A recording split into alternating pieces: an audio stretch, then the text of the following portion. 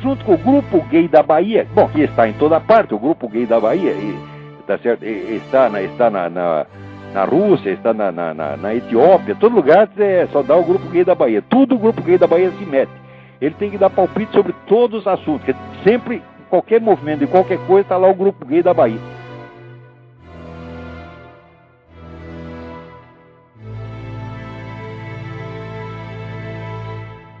O que acontece realmente é uma rejeição do cargo em prol da família, né?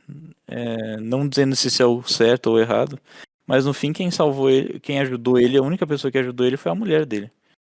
E, né? Ele Pois acaba escolhendo. Esse filme aí, cara, é o equivalente do woke da época, entendeu, mano? Aí o John Wayne percebeu isso e falou: The most un-American thing ever watched, mano. Eu posso concordar que não é. Que é um filme un-American nesse sentido. No sentido desse tipo de filme que o John Wayne faz. Mas eu diria que é um filme que é um outro lado da América. Mas mesmo assim, até ele também consideraria o filme do Clint da mesma forma, você não acha, não? Qual o Blink? Não, o Clint. Clint Eastwood. Isso. Ah, o Clint Eastwood. Porque é uma pegada assim, meio... Não, o Clint Eastwood ele geralmente não é o mocinho dos filmes, né? É Sim, porque sim. os filmes do Clint, eles não são americanos, eles são italianos. E eles são bem no final do western já. Ah, pode ser, né? E... Aí tá no auge, né, do negócio. Tem um filme Sim. do Clint Eastwood que o começo do filme ele é estuprando uma mulher, caralho. É aquele famoso dele, como que chama? É, o Homem Sem Nome, né? Isso. Então o Clint Eastwood não é mocinho em nenhum filme dele de western. ele é meio que um anti-herói. O John Wayne é um mocinho de fato. O John Wayne realmente ele faz mocinhos que são heróis mesmo. O Clint Eastwood ele já é mais um anti-herói, ele é um estranho sem nome mesmo. É um Tipo, forasteiro mesmo, né? esse filme dele tem esse nome, mas os outros filmes ele também não tem nome. O Clint Eastwood é o cara que ele aparece numa cidade que ninguém sabe quem ele é, ele encontra um problema, resolve o problema e vai embora. E o outro filme é ele indo pra uma outra cidade e resolver um outro problema. É isso. Uhum. Esses são os filmes do Clint Eastwood. Sim. Ele é um homem sem nome, né? Porque ele sempre aparece em uma cidade diferente e ninguém sabe quem ele é. Até a trilogia dos dólares, ela não é sequencial. Então, só o último filme, que é o Bom, o Mal e o Feio, que já tem uma pegada um pouco diferente, mas os outros ele realmente não tem nome mesmo, é o Clint Eastwood. Então, mas esse filme que a gente assistiu acaba sendo nenhum nem outro, né, mano? Tipo, tudo bem, tem um mocinho, mas é um mocinho em decadência, fora do prime dele.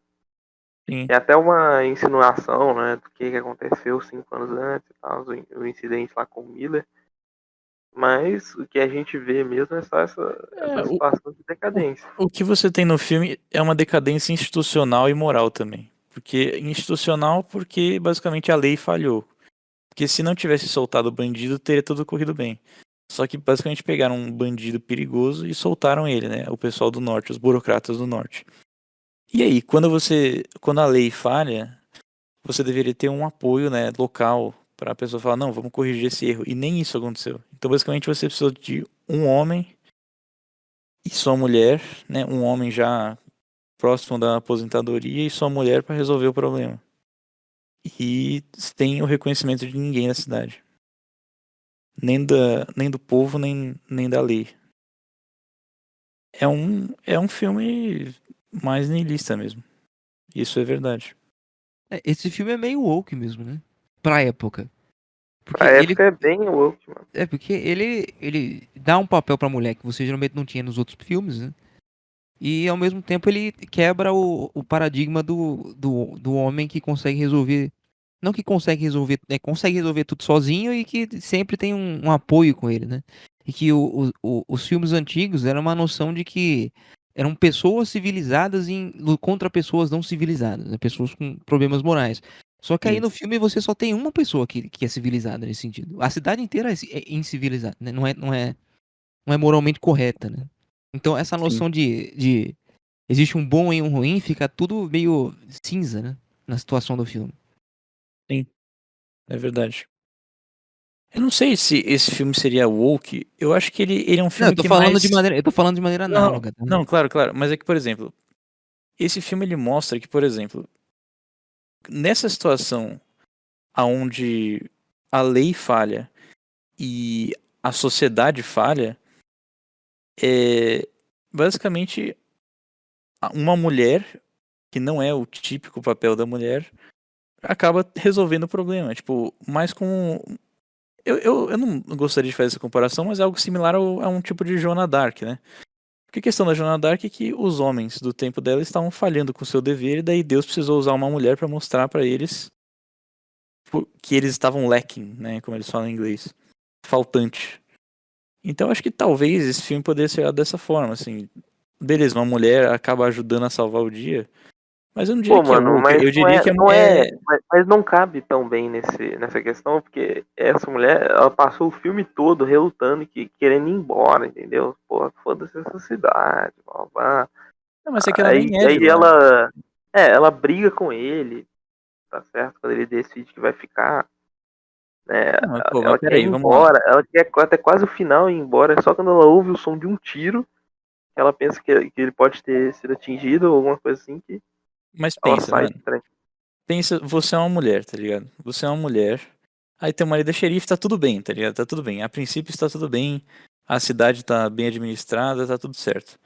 Aí você acabou de casar, beleza, tá ótimo, vamos sair. Aí, mano, você descobre que existe uma boa chance do seu marido morrer hoje. Eu falo, não, vamos embora, tipo, o que que você tá fazendo? E ainda o cara não tem nem, assim, não tem nem uma companhia de 15 caras pra ajudar ele a lutar. Não, e ele não É, era nem xerife, né? ele não era mais xerife. Ele tinha só uma experiência. Mas assim, o cara já tava velho, já ia se aposentar, já tava tudo com um plano pra eles iniciarem uma outra vida. Então assim, eu acho que é razoável a mulher querer fugir naquela hora e ela ter que relutar até chegar no ponto de Pô, decidir mano, ajudar o cara. não, eu concordo com você que é razoável. A questão que eu tô colocando não é que as atitudes do pessoal no filme não é uma atitude razoável. A questão é a mensagem que o filme tá tentando passar, entende? Sim. Porque, tipo, É, nem toda situação que ocorre na realidade vai ter uma boa mensagem por trás dela, entende? Por mais que seja uma situação realista, até para pessoas razoáveis, pessoas decentes estarem inseridas, acho que você entendeu o meu ponto. não, eu entendo, eu entendo. Não é porque algo acontece na realidade que retratar aquilo não tem um sentido. É que ele não esteja tentando passar uma mensagem com aquilo, tipo.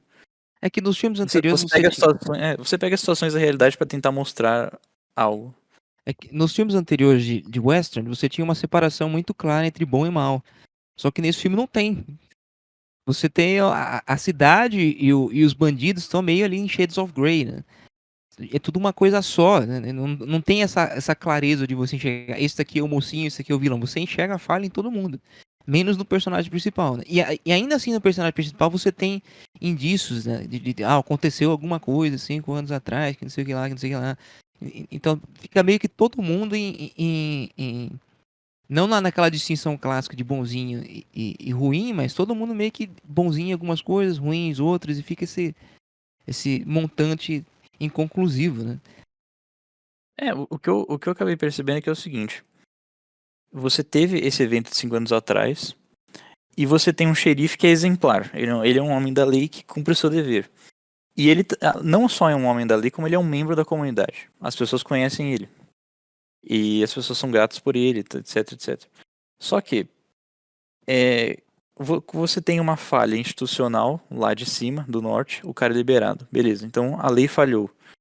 Aí agora, as pessoas começam basicamente a se esquivar da responsabilidade de defender a cidade, argumentando que não, a gente já paga ele, é responsabilidade dos funcionários públicos, nós não temos nada a ver com isso. Que é uma Sendo que, contradição, né? Se é, prestar atenção. Porque se o problema é público, eles estão tentando resolver um problema do Estado com o próprio Estado, né? Eles estão reclamando que o Estado é ineficiente e estão pedindo que o Estado mas é que são supra duas, a ineficiência. é que são duas esferas diferentes do Estado, né? Uma é a esfera mais burocrática do norte e a outra já é a esfera de poder mais local, de poder público mais local, que já são pessoas que moram ali, que estão ali há muito tempo. Porque a grande falha foi dos burocratas do norte, que estão distantes da cidade.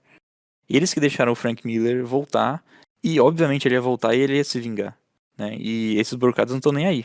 Então você tem essa primeira falha. E aí agora tá de volta na mão dos caras. Então, assim, eles não podem meio que usar esse argumento de, a gente já paga o xerife, ele que tem que resolver isso aí. Não, assim, foi uma falha do Estado, mas agora é a população local que vai ter que resolver esse problema. O xerife não pode fazer tudo sozinho.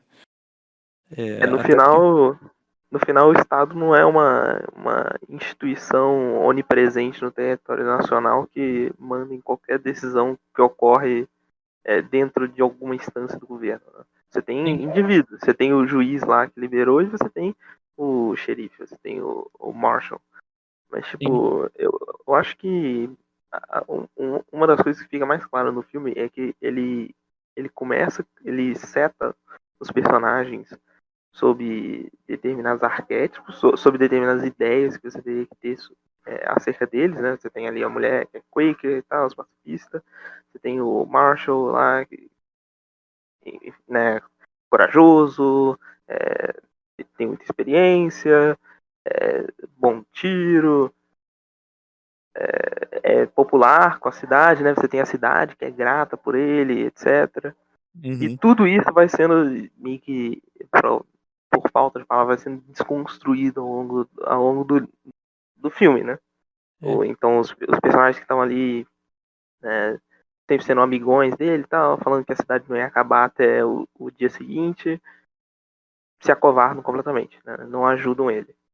E aquela coisa que já falaram aqui, ele nem a era mais mulher, Marshall. A mulher deixa de ser pacifista, né, para poder matar os bandidos. Então tudo vai sendo quebrado. Né? Nem sempre no sentido negativo, às vezes no sentido positivo. Mas parece que uma das ideias desse filme é que o povo está vivendo uma hipocrisia e que a realidade subjacente se manifesta em tempos críticos, em momentos críticos. Sim. E também tem aquela outra coisa que, assim, eu não sei quem que falou aqui esse comentário, mas, assim, ele já não era mais Marshall. Então esse argumento de que, tem que deixar o governo resolver, o governo entre aspas, né, tipo, as instituições locais resolverem, isso não cabe, porque ele não faz mais parte disso. Só que existe um porém. A vingança do Miller é com ele, é pessoal. E a cidade acredita que, bom, se é pessoal com ele e nós não temos nada a ver com isso, deixa o Miller vir pra cá. Deixa o Miller vir pra cá e ele não vai fazer nada com a gente. Nós aceitamos que um bandido volte pra cidade com o seu bando, contanto que ele não faça nada com a gente. E ele vai ficar, vai ficar perseguindo o Kane. Foda-se, né? Ele que se foda agora, eles que vivem. Mas o problema desse raciocínio é que se tornou pessoal porque ele tava fazendo o trabalho dele, né? Exatamente. Então, é por isso que eu falo, a cidade tá se ausentando de uma responsabilidade também dela, porque assim, não é que foi uma briga, não. O Kane cumpriu o seu papel como homem da lei, e agora a vingança é pessoal do Miller com ele, e ele, assim, ele adquiriu, ele colocou um alvo nas costas no seu dever de proteger a cidade. Então, assim, a cidade tem, de fato, uma dívida com ele. Só que eles começaram a raciocinar em termos contratuais, né? Em como se ele fosse um funcionário deles, e não um membro da comunidade que estava tentando protegê-los também. É como se, você prestou um serviço e agora você causou um problema para si mesmo e a gente não tem absolutamente nada a ver com isso. Então se vira. O que assim, até voltando para a questão do John Wayne, de fato, isso é um filme anti-americano. De fato, não está presente esse espírito comunitário americano nesse filme. O que tá expresso aí é uma podridão moral das pessoas. Um povo que, por covardia, decide abandonar o homem mais justo da cidade. Basicamente, quase que com um bode expiatório mesmo. Mas o interessante é a maneira como esse abandonamento acontece, né? Porque quando ele vai no bar, a primeira reação é rir da cara dele, falando, a gente não vai fazer isso aí. Aí tudo bem, mas quando ele vai pra igreja, a primeira reação é o contrário. É imediatamente, vamos ajudar o cara. Só que Sim, aí verdade. entra uma racionalização e os caras saem desse motivo primeiro de temos que fazer a coisa certa, né? Temos que fazer o que é melhor pra nós. Eles começam a pensar em termos econômicos, eles começam Sim. a pensar em termos de imagem. Eu acho que isso é um filme de transição entre um período onde os Estados Unidos era muito mais local para um período onde as coisas começam a ser concentradas em Washington. Porque você vê, os dois problemas vêm de Washington. Um é a soltura do bandido, e o outro é essa necessidade de investimento do norte. Porque esse é um dos argumentos. O argumento mais forte que eles usam é não. O pessoal do norte vai investir nessa cidade, nós vamos crescer, nós vamos ficar uma cidade industrial, e eles não podem ficar ouvindo de um bang bang que aconteça aqui. Então é por isso que o Kane tem que ir embora, para que não haja essa briga e a gente fique com uma imagem ruim para o pessoal do norte. Então, o fundo do filme é um conflito entre norte e sul ainda. E se tem um negócio interessante que é a neutralidade do pastor. Sim, Né? Porque ele se omite. antes você podia ter um pastor, um padre, seja lá o que for, e esse cara ele sempre era assim, o cara que apontava o que era que ser feito pela luz da justiça, né? Ele não se ausentava do problema, mas nesse filme ele se ausenta. Ele fala, eu não vou dar minha opinião. É como se a igreja estivesse saindo daquele âmbito moralizante que você tinha antes e agora tornando o Estado está absorvendo isso, né? As pessoas estão deixando de se importar, né? Não, é só você parar pra pensar que eles estavam tendo um culto e o culto foi parado pra falar sobre aquilo, saca? Sim. O que dá a impressão é que nesse filme todas as instituições falham, até a instituição de xerife, porque nenhum dos auxiliares quer participar, nenhum dos voluntários, menos a instituição da família. No fim, a instituição da família é a única que não falha. Porque a A única que amizade ajuda ele é a falha, mulher. a amizade falha, a igreja falha, o Estado falha, né? A cidade como um todo falha. Uhum. Menos a família. Mas note É. que, por exemplo, pra poder ter ocorrido, né, aquele movimento da mulher que salvou ele, ela teve que trair os próprios ideais também. Então, Sim. tipo, mesmo nisso, você tem o corroimento de uma das coisas que foi colocada, entende? Né? Que ela traiu o pacifismo dela, como Quaker. Que ela tinha adotado, ela justifica no filme por que ela adotou, né? Porque o pai e o irmão dela morreram em tiroteios. Sim. Mas é uma É. falha geral de tudo, então, né? O filme tá Sim. colocando o cara numa situação que tudo falha, né? Sim. E já, eu acho que. Ó, os filmes do John Wayne, deixa eu pegar aqui, antes, só pra eu confirmar. Esse filme, de que ano que ele é exatamente? Deixa 50 eu e pegar alguma aqui. coisa? Sim, Ele é de 52, 52. eu acho. Isso, 52. Os filmes do John Wayne. Deixa eu pegar o. Bom, o Rio Bravo foi feito depois desse filme. Mas eu acho que muitos dos filmes de John Wayne foram feitos antes, né? Eu acho que são duas Américas que estão sendo tratadas nesses filmes, né? Porque existe a América descentralizada, localista, e a América agora se tornando cada vez mais corporativa e mais centrada nas relações do norte com as localidades do sul. A primeira América tende a cuidar dos seus próprios problemas e a segunda América tenta levar os problemas dela pro Estado, né? Sim. E o papel da igreja se torna cada vez mais recluso, porque o Estado se torna a entidade moralizante. Por Mano, isso que eu o acho que. pastor se recusa, né? É como se fosse uma situação simbólica da igreja se recusando a se colocar em assuntos morais e deixando o Estado, né? A parte econômica da argumentação passar por cima da parte moral, né, da argumentação. Sim. Não, E eu acho, também eu acho que a gente tem entendeu uma o questão filme. até de vendetta ali, porque o Kane não era frequente na igreja, né? O pastor Sim. reclama disso. E você vê o casamento dele, o único casamento que a gente vê é o casamento civil. O juiz declarando o casamento. Mas é porque ela é Quaker, né? Ele não tinha nenhuma rixa específica com a igreja. Era mais que. Ele não é um homem extremamente religioso, né? Mas ele cumpre o seu Ele dever. não é Ele não Quaker. é. Ele também É, não é Quaker. Então, tipo, a questão que está sendo colocada é que ele não estava sendo praticante. Então, assim, ele mesmo tinha se ausentado dessas coisas, mas não é o papel da igreja também, né? Quando uma pessoa vem pedir ajuda, fazer esse tipo de, de juízo, entende? sim. Né? Então isso é colocado, acho que num sentido diferente. Não é tanto para poder criticar o personagem. Sim. É verdade. Acho que talvez esse recurso foi mais usado pra mostrar que havia certa antipatia entre o pastor e o Kane. Mas ainda assim, o pastor, como um líder espiritual, não deveria levar esse tipo de A, problema pessoal em consideração num conflito moral que tava rolando ali. A interpretação do pastor é meio ruim também, né? Que ele fala, ó, na Bíblia fala que você não deve matar, mas tem aquela discussão se você não deve, peraí, não deve matar ou não deve assassinar? Porque na Bíblia fala que você tem um direito de autodefesa, né? No fim, esse filme é meio antiprotestante, né? Porque os Quakers, no fim, ela tem que abandonar esses ideais em prol de algo mais justo.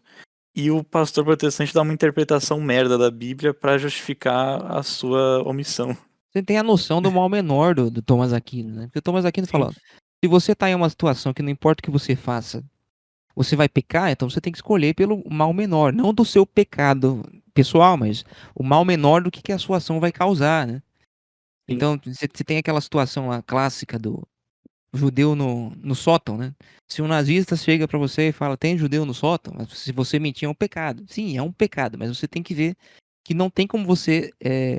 a sua ação, ou ela vai causar um mal. E você tem que escolher a que causa o mal menor. O que é que causa o mal menor? Você fazer o pecar e mentir ou uma família inteira de pessoas serem assassinadas porque você Você, pecou, né? Então você você, escolhe é, o menor, né? você é perdoado por ter escolhido a melhor das opções que estava disposta a você. Então, tipo, isso nem carrega nenhum tipo de pena, ou qualquer coisa do tipo. Ainda é uma ação viciosa, digamos assim, por exemplo, mentir.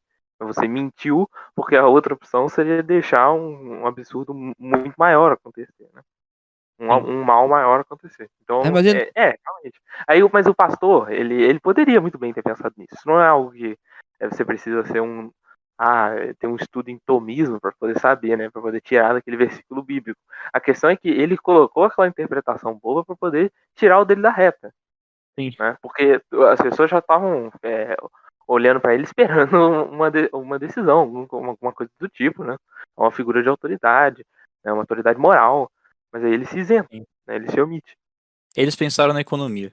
Porque, veja, a última argumentação, que foi a que durou mais tempo, foi daquele velhinho lá que gostava do Kane, que nas primeiras cenas ele tava lá todo feliz com o casamento, era amigo do Kane, falou que não era pra ele se preocupar com nada.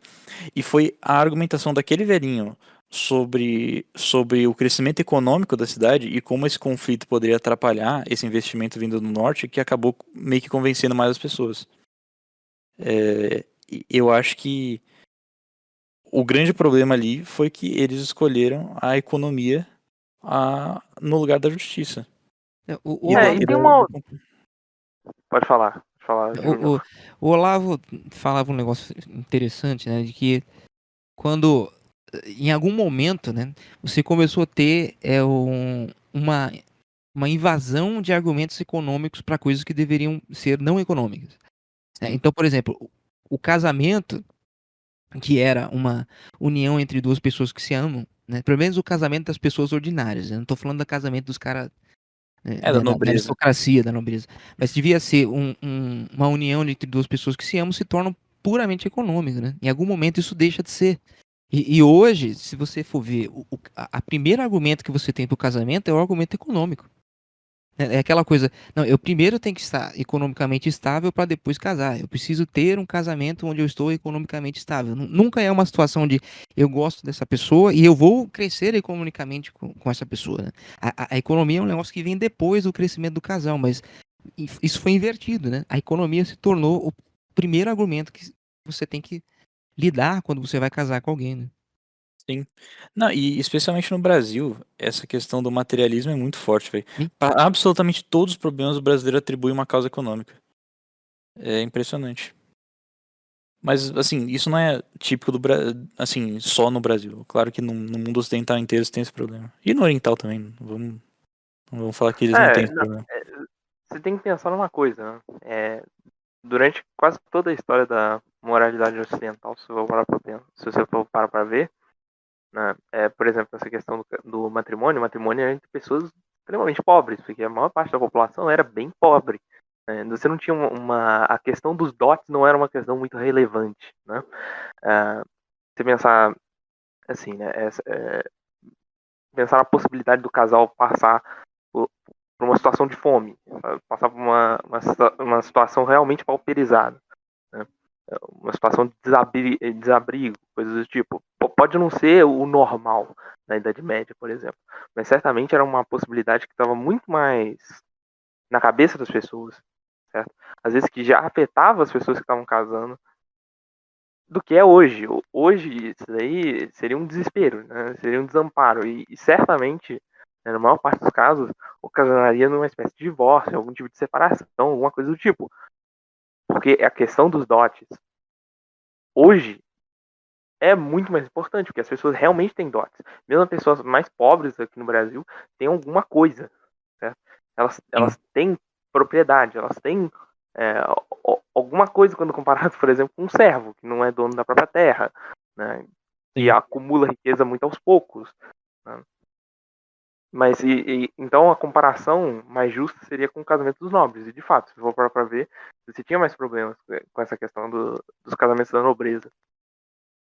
Eu vi um padre falando, eu acho que é do Instituto Bom Pastor, que ele tava fazendo um vídeo sobre psicologia do homem e da mulher. E ele uma das primeiras coisas que ele falou sobre o casamento hoje é que a questão econômica, ela é o que vem em primeiro lugar na cabeça das pessoas. E ele falou que hoje, é diferente da Idade Média, por exemplo, é um momento de ainda mais incerteza econômica. Porque, por exemplo, antes você poderia com mais facilidade herdar alguma propriedade dos seus pais, ou você poderia herdar um ofício do seu pai. E hoje em dia você não necessariamente tem isso. E você ainda tem todas as instabilidades econômicas mais propícias do nosso tempo, né? Como a manipulação da moeda, inflação, etc. Mas realmente essa. A gente vê no filme a questão econômica sendo apresentada como realmente um argumento muito mais forte do que um argumento baseado em honra, baseado em justiça, até baseado na religião mesmo. A economia acaba prevalecendo. Ah, e O que eu ia Lotato. falar? Eu só ia responder o negócio do Lotato. Então, essa questão do crescer infinitamente, eu não vejo muito problema com isso, porque se você começa a crescer e os recursos começam a ficar escassos, os preços do mercado refletem essa escassez. E aí as pessoas vão começar a não comprar e você vai parar um pouco o crescimento, né? Eu não acho que seria tanto um problema. E não Cara, tem essa questão de crescer infinitamente no anarcocapitalismo. Isso não é é, uma preocupação particular assim, dos sim, autores. isso é muito argumento de comunista, velho, que eles falam, o capitalismo desenfreado vai crescer, mas nós não temos. Isso aí é a teoria do acúmulo de capital do Marx, pô. Então. Se a orientação do próprio mercado, né, que seria, no caso, o mercado consumidor que move as outras instâncias do mercado. Se a orientação do próprio mercado não for o acúmulo de capital em detrimento de alguma perda de qualidade de vida que possa vir, dependendo do contexto, acaba que não tem esse acúmulo. Não acontece, por exemplo, a geração de capital novo. Você pode muito bem ter uma estagnação econômica induzida pelo próprio mercado, que vai de acordo com a demanda do mercado. Sim. E outra coisa, esse negócio de transformar os mecanismos de mercado numa ética, isso aí quem fez foi a porra dos pragmatistas e da Ayn Rand. Isso aí não é defendido por aqueles liberais europeus, né? Então, não tem esse negócio de que todo mundo vai ficar só pensando em lucro, lucro, lucro até, até não dá mais. Não, as pessoas vão chegar num momento onde elas chegarão numa situação confortável, alguns vão buscar trabalhar menos, outros vão buscar trabalhar mais. E sim, Não tem por que ficar industrializando para sempre. isso é bem diferente daquela questão do nunca tá bom o bastante que o Otávio colocou.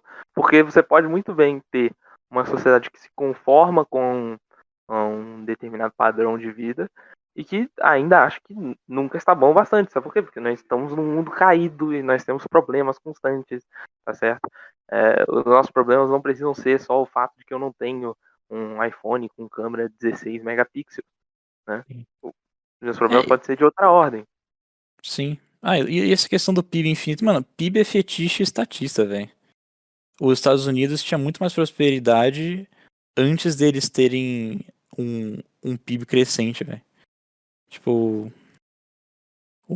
inclusive o PIB conta com gasto estatal, conta com a questão das exportações. Tipo, mano, essa parada de PIB infinito é fetiche estatista, velho. Você não precisa ter com as métricas É, atuais, um PIB crescente para ter prosperidade econômica. por isso que o próprio Rothbard prefere a métrica lá do produto PPR, né? remanescente. Ele fala do PIB Isso, remanescente, né? exatamente. Que você subtrai os gastos governamentais ao invés de somar. O negócio dessa coisa do Parem de usar PIB argumentos ficar comunistas, velho. crescendo Comunista é assim, lixo.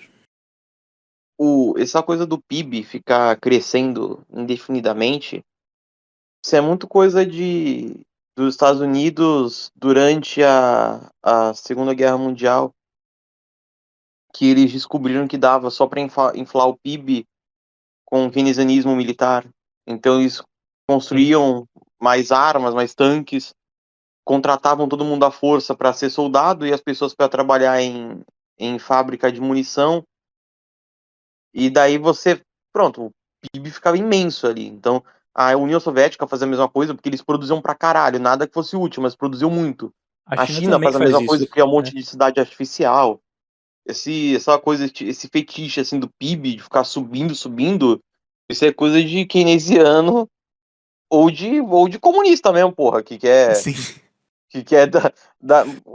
talvez não comunista, mas de socialista, de dar uma infladinha ali pra parecer uma grande nação. Não, o Se você comunista é pegar uma na manipuladada, Segunda Guerra assim. Mundial nos Estados Unidos, os caras não tinham pão. Tem notícia que tinha lugar que faltava pão, só que o PIB era imenso. Então Sim, não tinha pleno emprego e o PIB era imenso, porque todo mundo era obrigado a ir na guerra pra lutar, todo mundo era contratado do Estado pra ser soldado, e a produção não parava, só que você fazia tanque, você não tinha gente pra arar a terra e fazer esse tipo de coisa. exato. Eu No até final, mesmo. a única Você não métrica vê de a valor que Suíça você fazendo isso. a única métrica de valor que você pode atribuir à riqueza de uma sociedade, né, em termos de valor real para o mercado consumidor, é a métrica que o próprio mercado consumidor dá para esses bens, né? É o preço, que é definido pela demanda do mercado. Não é o que o governo determina que tem que ser produzido mais e tal, né? Então, o fato de que você estava produzindo uma porrada, mas em tanques, não significa que você estava produzindo riqueza, né? Você estava produzindo o que o governo queria, mas não o que a população precisava. Exatamente. Não, e é muito curioso como geralmente as críticas que os comunistas fazem aos defensores do livre mercado, liberalismo e etc. É que, assim, tudo bem. O liberalismo brasileiro atual é uma bosta. Ficou na mão de uns caras muito imbecis. Até o Olavo critica isso, mas assim, ele critica também sentando pau na esquerda porque, em grande parte, foi essa hegemonia gramsciana que acabou impedindo a direita de É que ele achava os opinar em empresários todas as burros. áreas possíveis, eles ficaram só com a economia. Então, assim, as pessoas acham, no senso comum, que direita é igual economia e dinheiro, e esquerda é igual arte, cultura, crítica literária, todas as coisas legais. Só que não, isso basicamente foi uma posição que a esquerda acabou empurrando a direita para falar só de economia. Então esse negócio de a direita lida só com planilhas e números, não, isso aí é coisa de keynesiano, velho.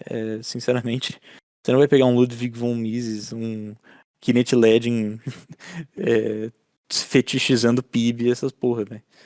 Nem Rothbard. Pelo contrário, né? Você vai ver crítica a isso e o pessoal achando que é balela isso daí. É só númerozinho mágico. Que é mesmo, né? Sim. Só que essa coisa. Pô, você pega o Rothbard, tanto que ele desce o pau nesses caras, tipo, na traição da direita americana, que ele vai reclamar justamente de como ele viu que os caras estavam fazendo merda. Os caras começaram a não saber mais o que estavam defendendo. Não é a posição normal da coisa. Talvez tenha gente que confunda, às vezes, direita e conservadorismo com neoconservadorismo. Assim, que é uma coisa que acontece. Então os caras tem gente que coloca, Neoconservadorismo é tipo, sei trotskismo lá, Ben judaico. Shapiro junto com Rothbard, junto com Ortega y Gasset, junto com sei lá, com É que Paul Joseph Watson, não sei, mano. É que o neoconservadorismo ficou muito famoso depois, pelo menos aqui, né? Depois do ataque lá do 11 de setembro, né? Com a reação do estadunidense de invadir Sim, né? o Oriente Médio. Então ficou muito no imaginário das pessoas essa noção de país que invade os Estados Unidos como um país imperialista, que invade todos os países, em busca de petróleo, em busca de trazer a democracia americana para outros lugares. Então, e como o Bush tinha ele era republicano, né? E tinha essa noção de que ele era de direita, então isso foi impregnado no imaginário das pessoas, de que isso era ser de direita, né? Essa noção meio. É uma noção de. É como se fosse a esquerda da direita, né? Não, mas o Lucas ele tem razão. O neoconservadorismo ele é revolucionário porque ele foi fundado por trotskistas judeus que fugiram dos expurgos do Stalin e foram para os Estados Unidos. E aí eles abandonaram essa noção do comunismo como o fim da Talvez tenha que história, mas cortar a parte do judeu. eles mantiveram a mentalidade marxista de você ainda buscar um fim da história e ainda buscar um governo mundial. É que a intenção deles é que eles acreditam que a democracia é a melhor forma de governo. Então, se todo mundo for democrático, a gente chega num mundo melhor. Então, Sim. o que deve ser feito é você invadir os lugares do outro mundo, de outros países e trazer a democracia para eles, mesmo que seja à força. E Dos motos, né, dos motifs da Primeira Guerra era a noção de que, olha, esta aqui vai ser a guerra para acabar com todas as guerras, porque se tinha essa noção de que as guerras estavam acontecendo por causa das monarquias. Quer dizer, quando todo mundo for democracia, as guerras vão acabar. Então, era uma noção revolucionária de fim da história, só que trazendo essa noção de que se todo mundo for democrático, o paraíso chega, né? Ó, então, uma questão aqui, né, que vocês obviamente já leram, por isso que a gente entrou no assunto do neoconservadorismo. O Lotato, né, para poder tentar contrastar algumas coisas que estavam sendo ditas, afirmou, né, que o Olavo defende Israel, e ele não está mentindo, né, mas aí no comentário seguinte, ele disse, ele defenderia o complexo militar se fosse para defender a guerra com Israel, mas a questão não é essa, Lotato. Né, se fosse, digamos, é porque assim, né, eu não vou entrar na questão de Israel, se é justo ou não, blá blá blá, blá. A resposta é meio óbvia, mas digamos que fosse uma situação em que o lado que o Olavo defende, o país que o Olavo defende, num determinado conflito, numa determinada circunstância geopolítica de décadas, fosse um lado completamente justo, fosse, sei lá, a Igreja Católica ali, entendeu? No conflito contra uma outra religião. Né? Pode ser o caso que a gente tivesse que defender o complexo militar, o complexo, como é que seria o nome? Complexo industrial militar. Complexo industrial militar, eu não estava conseguindo fazer a tradução. Complexo militar industrial, na verdade. O complexo, enfim, essa porra aí. Talvez fosse a situação em que tivesse que defender essa porra para poder defender a posição da Igreja Católica, né?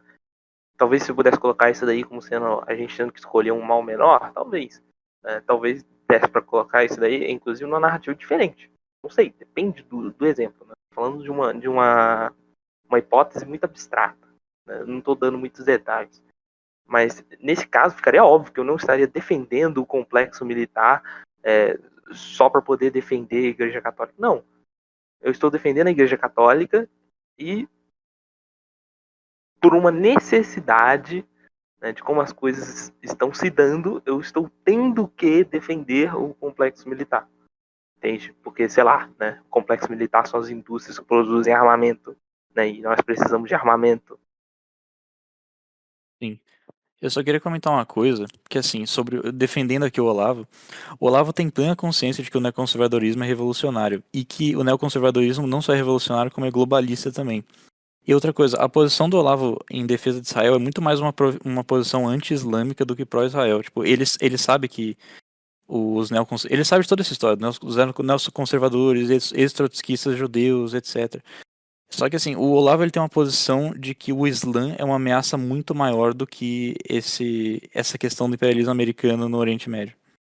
Então é por isso que ele apoia Israel muito mais do que os outros países islâmicos ao entorno. Mas assim, eu só queria comentar que o pessoal fala que o Olavo é judaizante, que o Olavo é muito judeófilo. Americanista, Assim, né? Eles falam. americanista. Cara, eu acho que existe uma mistura do apego emocional que o Olavo tem com a vida dele Isso, filosemita. Que o Olavo tem com a vida dele na Virgínia. E existe também uma posição dele que é anti-islâmica e anticomunista. Então, nesse caso, se existem 3 forças mais ou menos equiparáveis no mundo, e 2 delas o Olavo considera um inferno na Terra, eles se colocam numa posição mais pró-Estados Unidos mesmo, considerando que o Islã e o comunismo são o mal pior, né? No, E de- os Estados Unidos são o mal menor. no debate com o Duguin, ele faz essa separação, né? Ele fala, existe 2 Estados Unidos. Existe um Estados Unidos que é feito na base cristã, que é caridoso, que ajuda o próximo, que tem todo aquele sentimento de camaradagem que ele fala, né? De você viver no interior e as pessoas ir na sua casa perguntar se você tá bem, se você precisa de alguma coisa, de fazer uma festa quando tem uma pessoa nova na vizinhança, esse tipo de camaradagem que é digna dos Estados Unidos, da parte do interior, e você tem um Estados Unidos que ele é mais massificado e mais denso na parte do globalismo, né? De você ter várias pessoas, várias. É que eles estão falando de mim no chat, eu fico lendo. Aí ele separa os Estados Unidos em dois, né? Porque o argumento do Dugin, ele vai falar que, olha, os Estados Unidos é o demônio no mundo, né? Praticamente. Esse é o argumento dele. E ele fala que a besta. E que a Rússia é uma civilização holista, que é uma civilização caridosa, que é uma civilização que quer o bem do próximo e tal. E o Olavo pega os dados e ele mostra, fala, olha, se você for falar de caridade, se você pegar os dados da caridade americana, ela é maior que a caridade russa em diferença estratosférica, assim, né? A quantidade de pessoas, por exemplo, que você tem nos Estados Unidos que são adotadas, né, de todos os lugares do mundo, é o maior do mundo. E na Rússia você não tem nada disso. E ele fala que existe uma diferença nos Estados Unidos entre esses dois lados, né? Do americano que ainda está preso naquela noção cristã de convivência e um outro americano que já está parte do globalismo, né? Da massa da esquerda, né? Da massa dessa noção de que o mundo vai se tornar uma coisa só, né? E um pouco disso a gente pode ver no próprio filme Rainum, velho. Existe já uma tensão entre aquilo que é centralizado e distante do norte e aquilo que é local e mais imediato do sul. Isso é muito de coisa de western mesmo, né? Esse tipo de temática, com a coisa do xerife, é um conflito né? entre o homem e a povo ali que natureza. pega a arma pra matar o bandido, embora Sim. no Rainu o povo tenha uma resistência ali, né? Mas geralmente, isso é culpa do Quaker lá, mas geralmente a coisa do western é essa coisa do povo é que vai se defender, o xerife ele não é muito bem visto como um político, ele é visto como um vigilante, aquela coisa toda, né? Da cidadezinha ali, né? Os conflitos giram em torno da civilização contra a barbárie, que geralmente é o homem civilizado heróico versus o índio, ou do homem civilizado local versus o Estado distante e frio e que abrange tudo, né? Que busca a dominação. Eu acho que tem esses dois níveis aí de conflito em Western. Mas eu teria que ver mais para confirmar isso aí, mas é o que me parece. Outra coisa que o Olavo fala também sobre os Estados Unidos, isso ele fala numa palestra que ele deu sobre o Jardim das Aflições, né? Tipo, acho que 20 anos depois do lançamento, que ele fala que no Jardim das Aflições ele tinha uma posição já mais negativa dos Estados Unidos, só que quando ele foi para lá, ele conheceu o cenário das rádios, né? Que lá não são rádios piratas, né? Porque lá nos Estados Unidos acho que o espectro... qual que é o nome que fala mesmo? O espectro... das ondas de rádio, ele não é regulamentado, né? Então qualquer pessoa pode abrir uma rádio e transmitir o que ela quiser. E ele viu que no interior dos Estados Unidos as pessoas usavam muito rádio, tanto que o Alex Jones mesmo, ele tem muitas transmissões por rádio. Então tem vários tipos de canais de rádio que as pessoas ouvem que não são da mídia mainstream que a gente tem acesso. Que não são aquela mídia mainstream americana que a gente tem acesso, que é controlada pelos Bilderberg, né? Então ele acabou descobrindo um outro lado dos Estados Unidos que ele não conhecia. E que nós aqui temos muito pouco acesso também no Brasil, então é difícil da gente ter uma noção boa do que é. Acho que era um lado propriamente americano, né? Porque até pouco tempo você não faz muito sentido você ir correr atrás de rádio americana pra saber o que tá acontecendo. Ainda mais rádio americana que não... assim, meio obscuras, né? De estados pequenos e tal. Sim. E ele falou que tinha um monte e eram rádios muito mais americanos que essa mídia corporativa que a gente veio. Que a gente geralmente toma como uma mídia americana, né? Então, acho que isso influencia bastante na visão geopolítica do Olavo e é fonte de várias confusões sobre como ele vê o mundo. Acho que é uma situação análoga quando você tem pessoas falando do Brasil, de fora do Brasil, né? Sim. Você vê cada absurdo que os caras falam, mas o que eles estão recebendo de lá de fora, né? É a mídia, vem da mídia. Os caras acham que o Bolsonaro é o demônio na Terra. Sim. Eu não sei quem que falou, acho que foi o Flávio Morgenstern. Que ele falou que um amigo dele achou que o Bolsonaro tava matando gay. E daí ele veio pra Paulista e falou, meu Deus do céu, eu nunca vi tanto gay na minha vida. E basicamente é isso que acontece. Agora que o Elon Musk, né, essa situação aí que a gente não pode comentar muito, Acho que tá mudando um pouco, talvez, a visão sobre o Brasil, né? Mas, geralmente, o que chega pros outros Mas se você for pensar que tá mudando, mídia. mas demorou o quê? 3 anos pra isso acontecer. Demorou, mas é porque ninguém liga pro Brasil, né? O Brasil é grande geograficamente, né? Mas Que é a piada, né? O Brasil é o país do futuro e sempre vai ser, né? sempre vai É o país ser. do futuro que nunca chega. Sempre o Brasil é sempre grande em potência, né? Nunca em ato. É foda, Aristóteles, se fosse Tupiniquim. sim. Aí não Mas eu não sei, previu mas eu carreira acho que política de o Brasil Bolsonaro. ele ainda tem alguma mínima, mas assim, mas o Brasil, se você for ver, tem mais relevância que muito país. Mas ao mesmo tempo tem muito país infinitamente menor que a gente que tem muito mais relevância. O Brasil é a terceira maior democracia do mundo. Não importa regionalmente, claro. Caraca, a terceira maior democracia do mundo? Porque, tipo, o mais De populoso tamanho. do Brasil tem, tipo, a Nigéria. Índia, Estados Unidos e Brasil. Porque, Mas tipo, o resto é tipo China, Indonésia, Paquistão. É uma democracia Cuidado. de verdade. É uma democracia de verdade. Cara, a É Rússia é uma Índia. democracia, que o Putin é muito popular, velho. É porque a Indonésia é como se fosse. É como se fossem as duas coisas. Assim. Indonésia é maneira, é velho. O cara falou que não podia ter drogado na rua e qualquer um podia dar tiro em quem achasse que era drogado, mano. Aquele cara era brabo. Mano. Não é na É um Indonésia país que é islâmico, sabe? ser gay? Um país, país islâmico não costuma ser democrático, sabe? Persegue jornalistas, caralho. E o Brasil não, né? Aqui o Brasil parece até um país islâmico, então, né? O Bolsonaro já falou, o Brasil é um país árabe, velho. Estamos na Sharia petista. Quando que o Bolsonaro falou que o Brasil é um país árabe? Porra, Procura aí, live dia foda essa. 28 de dezembro de 2017. Pode Impossível ver. você lembrar essa data de cabeça. Isso é só mentira mesmo. Alguém sabe por Procura que aí, o man. Bolsonaro ia não Sou fazer a white. mensagem de Cara. Natal? Ele não fazia. Eu acho. Devia Você estar acha na que não? praia, velho. O maior católico deste país? O tema é fazer. O quê? Live de Natal? Realmente, isso era um costume, né? De você fazer, o presidente do país fazer uma mensagem de Natal, né? A rainha lá, Elizabeth, fazia toda Tá. hora. Hoje, Eu não, tinha hoje não tem ouvido mais. live. Acho que não. Não sei, mano. Lula fez algum bagulho de Natal? Michele não celebra Natal. Porque vocês lembram que quando o Bolsonaro ele viajou para os Estados Unidos, no fim do mandato dele, quem fez a mensagem foi o Mourão? Não lembro, mano. Qualquer coisa relacionada ao Mourão. Pra mim, o Mourão nunca fez nada. Não lembro nada que ele tenha Já falado na vida. desapareceu, né? Do imaginário brasileiro. Ele coordenava a parada de queimadas aqui na Amazônia. Algo assim. Uma vez ele falou, sei lá, se você jogasse Sonic, você ia virar latrocida. Era só a única coisa que eu lembro dele, cara, que ele falou mal de jogo, só isso, cara. Cara, ele Não deve imagino ser. nada. Ele deve jogar no outro time. Ele deve jogar no outro time, o Mourão, velho. Ele era maçom nível 248, velho. As únicas duas coisas que eu lembro dele. Cara, eu lembro de um, Então, cuidado. Ele é eu grau lembro de- 32.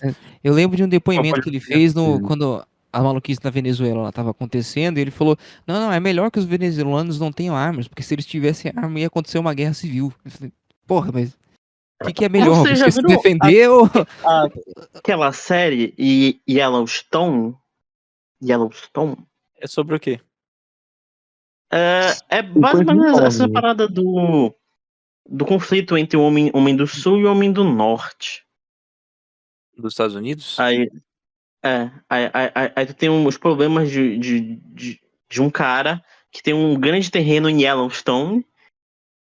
E eu não vi, eu só sei a sinopse. Eu queria perguntar. Mas ela é cringe ou based, Lotato? Queria Foi saber. começar com uma sinopse. Cara, tem já vi muita gente elogiando e tal. E tem um monte de spin-off também. Tipo, tem um spin-off que conta a história do avô do cara em 1800 e tal. E tem uma que conta sei lá, do irmão dele, alguma coisa do tipo. Te conta vai contando das gerações e tal.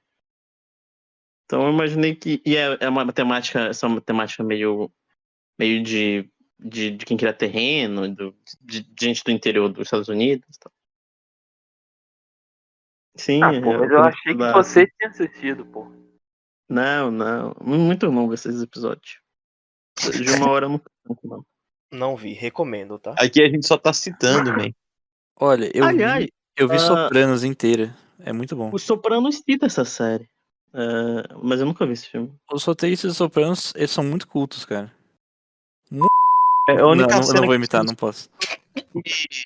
é quando uma personagem fala que Cristo é rei e que o catolicismo é literalmente canônico ali, porque Nossa Senhora fala com um personagem uma hora. Eu só sei essas duas cenas dos Sopranos. Mais nada, mano. Eu Sopranos é muito assistia o bom, eu Sopranos recomendo. americano, que era o Breaking Bad, só. Mas o Sopranos é americano. Mas, Sopranos é mas os americano. caras são Se passa nos Estados italianos. Unidos.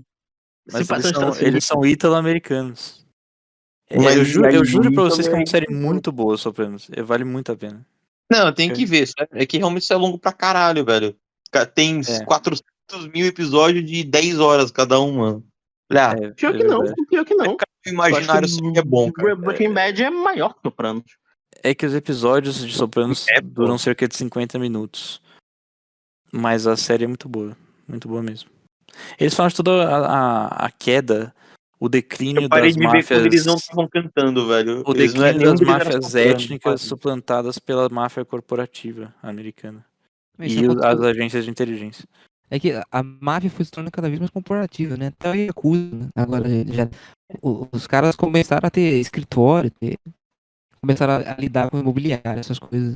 Saíram um pouco da noção de máfia mesmo. É que a máfia italiana, ela tem uma origem muito Tem peculiar, né? política Porque também. ela tem origem feudal, na verdade. Os mafiosi, né? Eles eram ex-templários, se não me engano, que eles foram escolhidos pela população da Sicília para proteger aquele território das invasões, que a Sicília é invadida de todos os cantos por todos os povos que existem.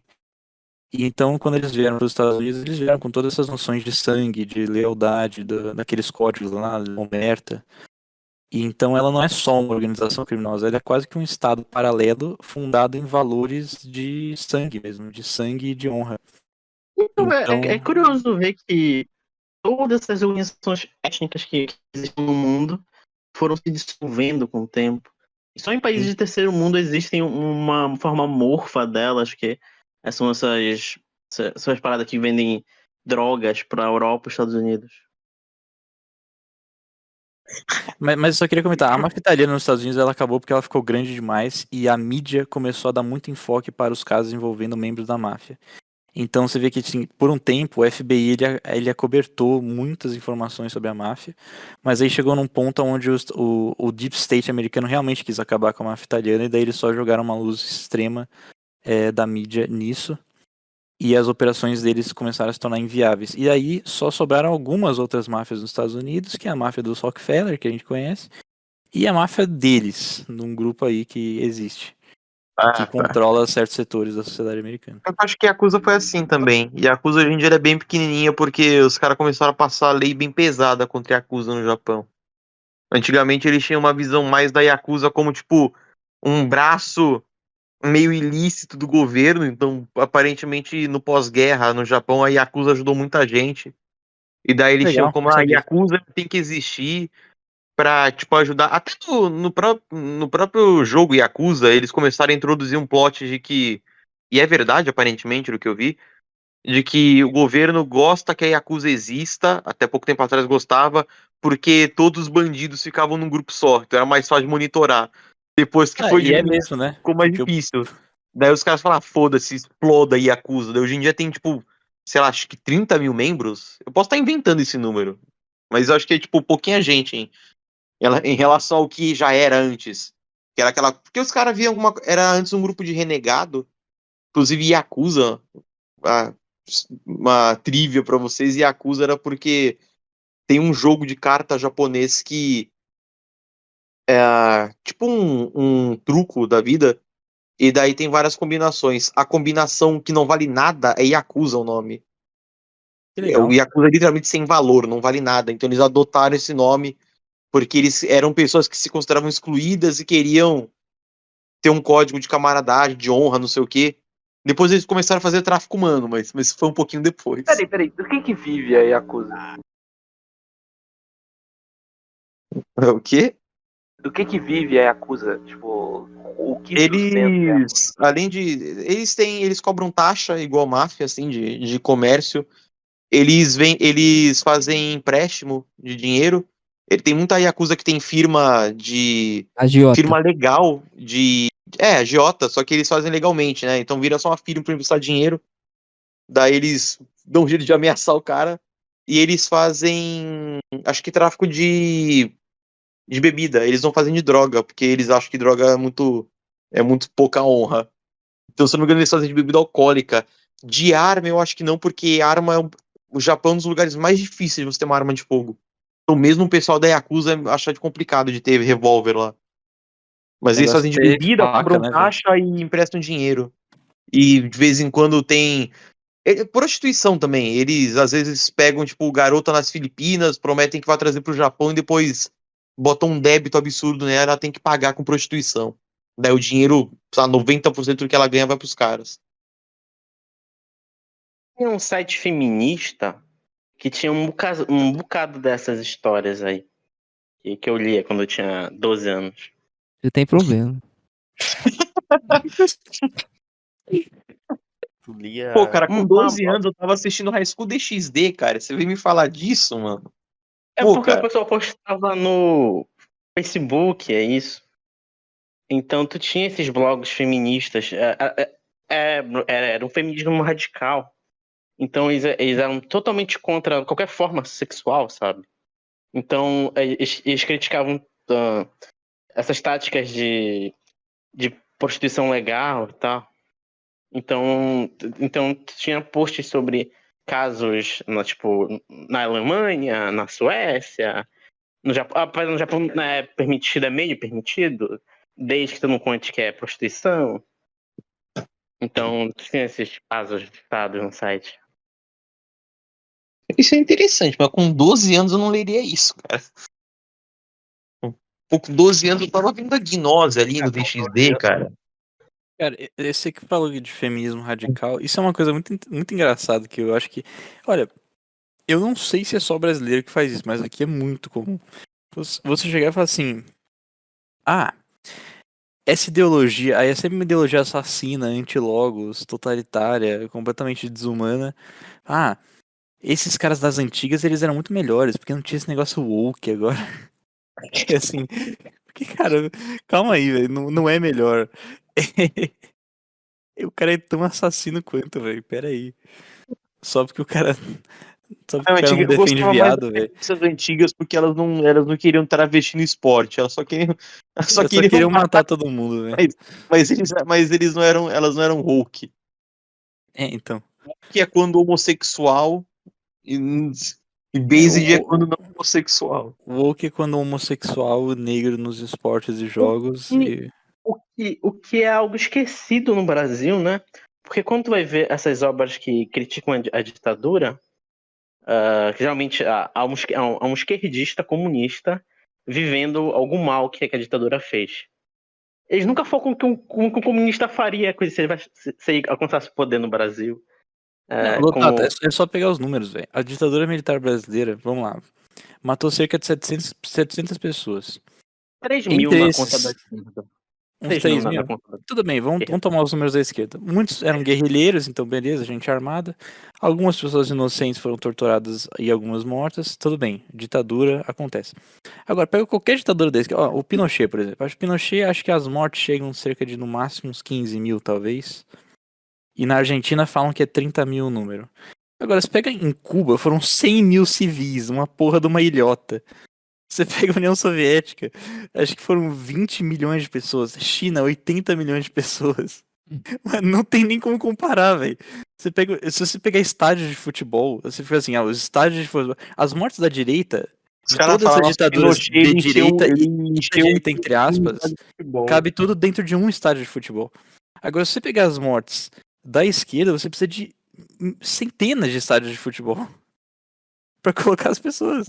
Não teve aquele país, Camboja também. Camboja, né? Mas- Que Mas um quarto da hoje população. Sim, a o atividade Ponte, ele matou um quarto da população. Assim, porque não tem como comparar, velho.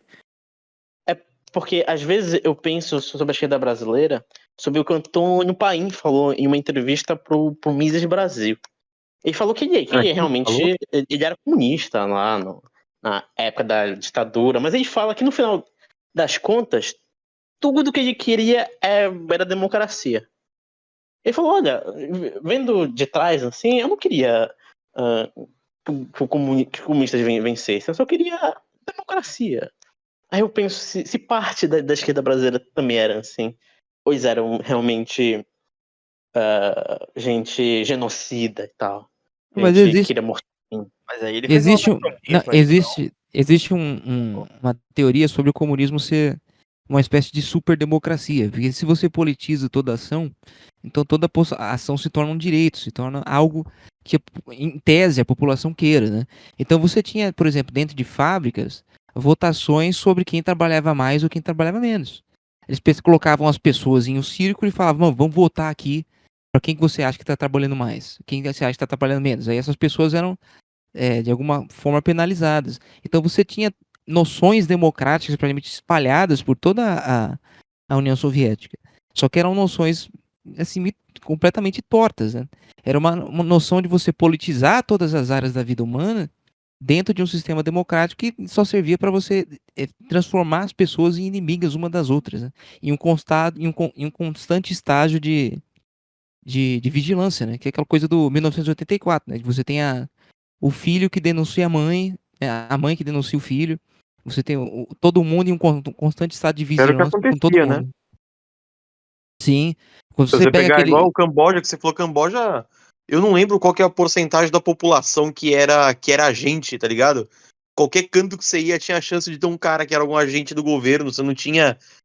Tipo, nem na tua casa, às vezes, você podia ficar livre. Você não sabia se tua mulher, às vezes, trabalhava pro governo, se teu filho trabalhava pro governo. Era um bagulho, tipo, constante observação, assim. A Alemanha Oriental também, cara. Uma parcela significativa da população trabalhava pra Stasi. Inclusive, a gente tem que assistir A Vida dos Outros. É um Sim. filme que fala disso. E ele mostra bem esse tipo de coisa. Bom pra caramba. Dá pra gente ver. E a Eu morte confirmo, de é um bom Stalin, filme. Só elogia bastante a morte Cara, de Stalin. tem aquele livro lá do Fuga do Campo 14, que também tem um documentário que seria legal fazer um podcast. E nesse livro, você tem a completa assim, destruição da noção de mãe e filho, né? O livro ele conta, é um livro meio que biográfico do cara, que ele conta que quando ele estava no campo de concentração lá na Coreia, né, preso, ele fala que ele teve instâncias na vida dele que ele teve que sair na mão mesmo com a mãe dele, porque os dois estavam brigando por um pedaço de comida, sabe? Brigando por causa que o cara queria comer, sei lá, um inseto, uma barata, um rato, porque eles não tinham o que comer dentro do campo de concentração. E então você destrói até essas relações mais internas, né? Sim. Não, sem falar que na democracia, uma vez que você sujeita absolutamente todas as áreas da vida privada ao voto, é óbvio que você vai gerar conflito. Porque a única coisa que acaba com conflito é uma, assim, vamos supor, uma mega lavagem cerebral onde você consiga controlar os desejos de todas as pessoas, ou a propriedade privada. Essas são as formas de você evitar conflito na sociedade. E no livro, a mãe dele morre porque ele denuncia ela. Né? No livro. Nesse daí do... No Fuga do Campo 14. No Sim. negócio 14? A mãe dele é morta porque a mãe dele estava planejando fuzir e ele vai lá e denuncia a mãe dele para um guarda. Porque existe nos campos de concentração da Coreia os 10 mandamentos do campo de concentração. Do amor. E um dos mandamentos é você não deve mentir para um guarda e se alguém estiver fugindo você vai ter que contar pro guarda. Então ele foi lá e contou pro guarda e a mãe dele foi morta. Foi morta na frente dele. Que eles pegavam essas pessoas e colocavam ele em postes, faziam uma execução pública e fuzilavam essas pessoas, né, na frente de todo mundo, como um exemplo. Né? Então é tudo politizado, entendeu? Não existe essa relação de carinho, não existe essa relação de caridade. É tudo politizado. É tudo uma democracia gigantesca, né? Todas as É a ações mesma são lógica, democráticas. talvez, que eles É um pesadelo. pensem de tipo. Que aí dá, a gente vai.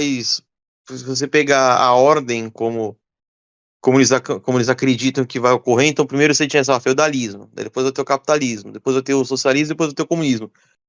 Então eles acreditam, por exemplo, que de um Estado gigantesco vai surgir a ausência do Estado. Eles pensam, não, olha, se a gente agora todo trabalhador vai poder escolher a fábrica, vai, perdi no videozinho ali, tá, bem? Mas enfim, o trabalhador ele vai trabalhar como ele quiser, não sei o que, meio de produção de todo mundo. Eles acreditam que de alguma forma, fazendo isso, estendendo essas relações para todo mundo, vai deixar de acontecer um Estado, vai deixar de ter um poder, né? Mesma coisa talvez que eles vejam com a a democracia desse jeito. Para de rir do Idi Amin falando sobre o aí, cara. Para com isso. Vai ter que cortar agora.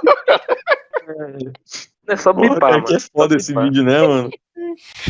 Talvez eles pensem, tipo... Porque eu acho que um cara desses, sei lá, um Pol Pot da vida... Não quer dizer, tô chutando, não sei se ele pensava assim. Eu acho que ele só era maligno mesmo. Mas tem gente que você vê que é um lixo de ser humano, mas não acha que é má. Ela não se vê como uma pessoa ruim. Eu penso que talvez ele enxergue que se ele pensa que ele representa o poder ali, a democracia, a escolha de cada um no caso o comunismo dos proletários, ele não pensa que nada que ele está fazendo é errado. Então, às vezes, até não referenciando nenhum evento real neste momento, mas mesmo quando alguém fala, olha que hipocrisia, esse cara que diz que é a favor da democracia, ele está indo contra, sei lá, a Constituição. Meu amigo, se ele se considera o homem da democracia, qualquer coisa que ele falar é correto, independente de estar escrito ou não. Ele não tá nem aí. Ele acha que se ele tiver que quebrar uma regra para fazer valer a regra, mesmo que não faça sentido, tá certo isso. Não é ignorante, não é hipócrita. Ele acha que isso faz sentido. Se toda ação dele é democrática, mesmo que vá contra o que é tido como democracia, ainda é democrática. Vocês deu para entender. Isso também denota um desvio de finalidade, né? Porque a democracia existe para servir a sociedade, não o contrário, né? E o que você está tendo é um sacrifício da sociedade em nome da suposta democracia, whatever it means. Eu achei Eu acho os 10. Eu achei... isso é uma visão errada da democracia. Que a democracia nada mais é do que uma ferramenta. Uma ferramenta que outros regimes usam. Não é um bem em si. Que eu acho que é parte do problema aí. De ver a democracia como algo além do que ela é. Mas não entendi o que é democracia nesse sentido aí. Não, é porque assim, as instituições políticas, elas existem para facilitar a busca do bem comum, né? Numa concepção aristotélica, né? E o grande problema é você conseguir criar instituições que consigam criar um balanço de poder para que não haja abuso de uma parcela da sociedade sobre a outra. Só que, assim, hoje o que nós temos é uma divinização da democracia e, de novo, whatever it means. E a democracia se tornou um fim em si mesma, né? Não um mecanismo para promover uma estabilidade e um progresso social em relação ao bem comum. Mas agora o Júnior vai falar dos 10 mandamentos. Eu achei que os 10 mandamentos lá do campo 14, que é um campo de concentração na Coreia do Norte. É engraçado que eles colocam 10 mandamentos porque é intencional, né? Uma tentativa de, sei lá, poke fun, ou sei lá, uma tentativa satírica dos 10 mandamentos da Bíblia. Mas o primeiro aqui, primeira regra, sobre fuga, né? Anyone who tries to escape will be shot immediately. Qualquer pessoa que tentar fugir será, né, morta imediatamente, será atirada imediatamente. Anyone who witnesses an escape or doesn't report will be shot immediately. Quer dizer, qualquer pessoa que viu alguma pessoa tentando escapar ou com alguma ideia de escapar será morta imediatamente. Aí você tem várias. Segunda regra, gatherings. Anyone who enters another zone without permission from a responsible national security officer will be shot. Quer dizer, se você sair de uma parte do campo e ir para outro campo, você vai ser morto, né? Tem outro. Qualquer pessoa que roubar uma arma será morta. Qualquer pessoa que roubar algo do gathering, né, do processo de colheita será morto. Qualquer pessoa que desobedecer uma ordem será morta imediatamente. Qualquer pessoa que ataque um segurança será morto imediatamente. Qualquer pessoa que proteger ou esconder alguém de fora do campo será morta imediatamente. Então você tem várias dessas regrinhas aqui, né, separadas em 10. E isso, o cara nasce nesse campo e ele fica. O imaginário desse cara são esses 10 mandamentos, né? E toda a relação é pautada nessa vigilância constante entre todos eles, assim. O livro é interessante, o filme não é tão interessante assim, mas o livro é muito bom. E principalmente ele é bom porque você percebe que o cara ele só quer fugir do campo depois que ele tem uma noção do que é o mundo fora do campo, né? Quando uma pessoa conta pra ele que, olha, existe um lugar chamado mercado, que você entra e tem prateleiras e prateleiras de comida e você escolhe o que você vai comer. Então, assim, ele não sabia nem disso. Então, quando alguém conta isso pra ele, a reação expande o imaginário dele, né? E ele tem a primeira primeira vez na vida dele que ele quer sair do campo, né? Ele faz toda uma e ele consegue fugir do campo, né? Isso é a história do livro. Então tem o livro e o filme, né? Eu acho que seria interessante fazer um GGB sobre isso. Dá sim, com certeza. É que Mas eu você acho disse que o que filme não é. falar mal eu acho que falar muito mal do comunismo é chovendo molhado hoje em dia, né? Principalmente, pô, agora. Ah, mas é a Imagina. temática do canal, né, mano? Mas enfim. Não que eu esteja o- julgando a pessoa falar de comunismo, só que naturalmente os assuntos aqui flutuam para falar de comunismo por algum motivo. É Eu porque a ia gente falar mora que no o Brasil, Júnior né? ele falou uma coisa interessante. Meio que eu vou estar só repetindo, né? Mas eu achei interessante. Se você reparar nessas, pelo menos nos exemplos mais significativos de estados totalitários, né? Tem uma tentativa de divinização dos membros do Estado e do Estado em si, né? Então, de você parecer como se aquilo fosse uma vontade divina, né? Mesmo que todos ali sejam ateus, tem que ter você tem que atrelar com o divino ali para parecer que você não pode ir contra aquilo, porque aquilo é um Um mandamento. Não, nada, né? eles têm uma religião, né? Eles são a religião do Juche, né? Que foi criada pelo Estado norte-coreano. E que basicamente diviniza, né, deifica os líderes norte-coreanos. O Mas assim, Japão os era assim, os oficiais. primeiros imperadores no Japão são tidos como deuses, não na mesma medida que na Coreia do Norte, mas E eles são assim, equivalentes. as pessoas podem até fazer comparações com colocações mais clássicas, como, por exemplo, esse exemplo que você deu do Japão, ou um exemplo mais comum, o Império Romano, né? Mas nesses casos é bem diferente, certo?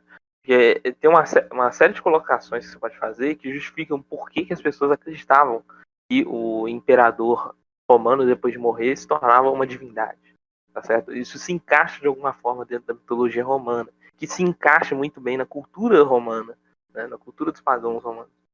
Da mesma forma, a questão do imperador no Japão. Agora, no caso da Coreia do Norte, a gente está falando de algo que não se construiu com o tempo. Você está falando de uma religião que surgiu de uma revolução no século passado. Então, tipo, certamente os oficiais do Estado norte-coreano têm uma ideia de que aquilo é só propaganda. E é só propaganda. Tipo, não tem uma densidade por trás daquilo. E o Estado norte-coreano fez questão de destruir todo o elemento de tradicional que tinha dentro da religiosidade do povo norte-coreano e substituir pelo Juche, que é uma massa amorfa, uma religião civil que é tão forte, tão fanática, que parece uma religião normal, digamos assim, né? Uma religião espiritual mesmo, né? Que invade a espiritualidade da pessoa, uma forma de comunizar a espiritualidade das pessoas. Né? E joga fora o budismo, joga fora o cristianismo, joga fora tudo que estava presente na Coreia antes, né? E coloca só distorções, né? Então você tem aí o uso da figura dos 10 mandamentos, né? Você tem o uso de estátuas remetendo, por exemplo, a figuras budistas, mas sempre com o simbolismo norte-coreano, né? Certamente não se cita as religiões antigas, ao menos não de uma forma positiva, dentro do sistema de ensino norte-coreano. Então, enfim, eu acho isso interessante, né? Porque é aquela questão da ideologia, né? Que o Marx critica a ideologia como sendo um mal do capitalismo, mas depois os comunistas russos transformam o termo ideologia em algo mais neutro e falam da ideologia do proletariado, né? E na Coreia do Norte isso vai tão longe que vira a religião do proletariado. E os É uma coisa muito comunistas. bizarra. Vocês sabe que... acham que o comunismo é eterno? Não, né, Que não cara? importa Não. o que a gente Ei, meu, faça. sou Humberto Eco agora, man. É fascismo eterno? Não, tipo, na mente das pessoas, não importa qual Não. futuro seja, sempre vai ter a possibilidade de um bando de gente chegar, matar todo mundo e instaurar um governo comunista.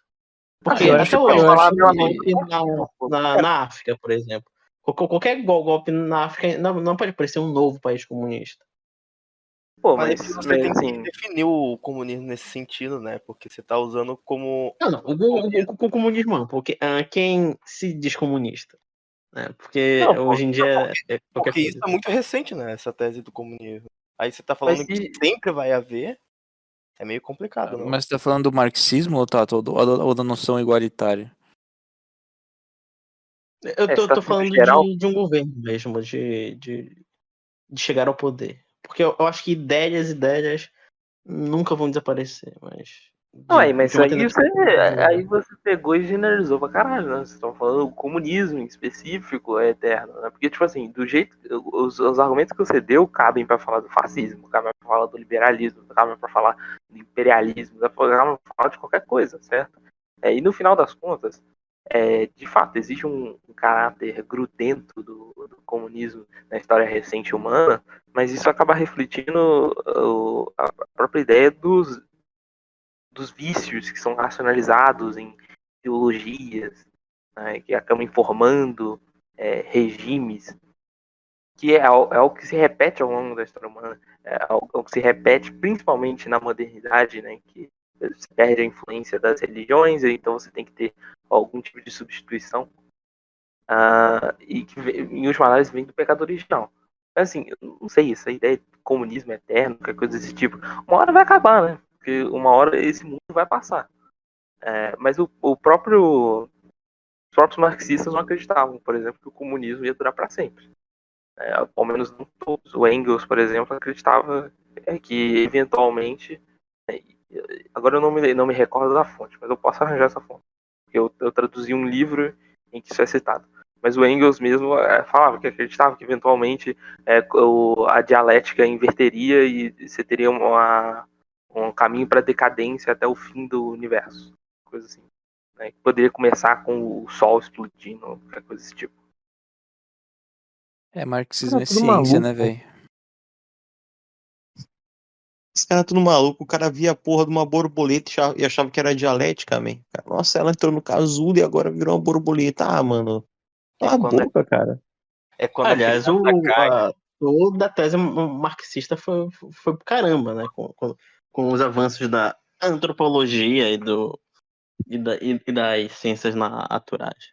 Não, mas ela já não tinha. Teve um cara um marxista desses mais posteriores, que, se eu não me engano, acho que o Olavo que cita ele, que ele fala que a classe é muito mais uma questão psicológica, e só que isso complica pra caramba o marxismo. Não, é que assim, essa questão, por exemplo, do Engels ver no bater de asas de uma borboleta. Esse era o bagulho mais dele, mas. Então, não, isso não é um bagulho só dele, não. Isso é algo que, assim, isso vem da dialética da natureza, que é o livro que ele escreveu tentando explicar todo o avanço da ciência moderna, tal, a física, a química, a biologia, em Pô, termos se não de Descartes tinha materialismo conseguido, imagina dialético. ele, velho. Não, o Descartes nem tentou fazer o que ele estava tentando fazer. Ele explicitamente estava tentando reescrever a história da ciência em termos da descoberta de Marx, né, o materialismo dialético e tal. Né. Mas, assim, esse livro é ridículo. Desde a da época que ele saiu, ele era tratado por ridículo, mas ele é basicamente a tentativa de trazer aquele caráter científico, né, do marxismo para fora do âmbito da história e mostrar como o que o Marx descobriu era algo relevante para além da sociologia e tal, né? Mas tipo, realmente, se for parar para ver, é bem nada a ver, né, a dialética da natureza. Mas se você for olhar para o Partido Comunista Russo, por exemplo, eles adoravam esse livro, certo? E mesmo quando nos ambientes mais sérios da União Soviética, né, que se falava de ciência de forma mais séria, né? Afinal, eles colocaram gente no espaço, né? Então, eles, de alguma forma, tinham que tratar a ciência com certa seriedade.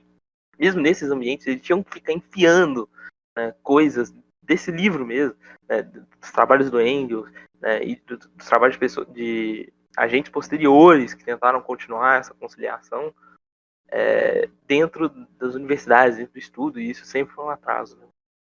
Inclusive, a entrevista do Antônio Paim, que eu mencionei anteriormente, ele fala sobre isso, porque ele foi para a Rússia estudar, né? Ele era um aluno de engenharia, então ele fez física para lá, na União Soviética, e lá parece que eles tinham que dar uma desculpa para eles ensinarem as obras de Einstein, para eles ensinarem que é MC e tal, obra da luz, porque eles tinham que justificar porque eles estavam usando aquilo. Aí parece que foi lá que ele se desencantou com o comunismo, porque ele via que o que ele estudava não tinha espelho na ideologia. Ele perguntava, por que eu não consigo calcular a mais-valia se ela existe? Tendo todos os fatores, eu não consigo calcular, não existe cálculo para isso. Deveria ter e tal. Então ele ficou isso na cabeça. E quando ele voltou, tem como esposa uma russa, inclusive, ele parou de ser um comunista Então, e focou em tese, o propósito do último volume do Capital era justamente mostrar o cálculo da mais-valia de uma vez por todas, né? Fechar a parte matemática da teoria do Marx. Só que ele não fechou. Nunca uma cagada. Porque não dá. O cara lançou um volume, o resto os caras meio que Não tipo, dá. no improviso. Vamos lançar isso daqui, velho. Não, ele tinha muitos escritos. Ninguém Os caras ficam leu voltando. o volume 2, né? Parece que o volume 2 é meio inútil, né? Os caras ficaram com um hype muito grande pro terceiro volume. Tipo, eles já estavam com um hype muito grande pro segundo volume, porque tinha muitas pontas soltas no primeiro. Mas aí o segundo volume meio que desviou um pouco do que o Marx estava colocando no primeiro, né? Que o segundo não foi lançado por ele. Aí ficou o hype pro terceiro. E aí não comoveu muito não, mano. Mas os caras mesmo assim, daí fica aquela porra, lógico, principalmente no contexto da União Soviética. Era o Max Eastman que começou a encontrar os paralelos entre a organização do marxismo russo ser equiparável a uma religião, né? Assim, não digo que foi ele que começou, não. Porque ele traz muitas citações de outras pessoas que vão falando sobre isso. O próprio Darwin, né? Deu a call de que, porra, eu já tenho religião, né, em resposta ao Marx. Mas, assim, ele tem um livro, né, chamado Marxismo é Ciência, né, que basicamente ele discute sobre isso. Né, ele indica por que o marxismo não seria científico e por que o marxismo, na verdade, se adequa muito mais como uma religião. E na real, ele cita um monte de outros tipos de pensamento que não são nem tanto religiosos, mas que não cabem dentro da ciência. Ele mostra como tipo, o marxismo cabe em todos os outros em algum sentido, mas não no sentido de ciência, estritamente. O Eastman, ele detestava a religião. Ele mesmo deixando o marxismo, ele nunca chegou a se aproximar, acho que do catolicismo. Ele era neo-ateu. Sim. Só que depois, mais pro final da vida dele, ele ficou menos chato com essas coisas. Mas mesmo assim, eu acho que ele não se converteu nem nada a nenhuma religião.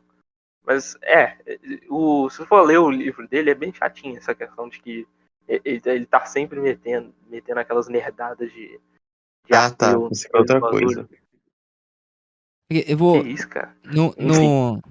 No livro do Boltinsky, né, o Manual sobre o Comunismo, Handbook of Communism, ele dá alguns dados sobre como é que funcionava o ensino na União Soviética. Né? Então ele fala aqui, ó, de acordo, o partido, apesar de algumas alterações na prática, doutrina todos os seus membros, bem como todas as pessoas instruídas, incluindo todos os professores escolares com sua filosofia.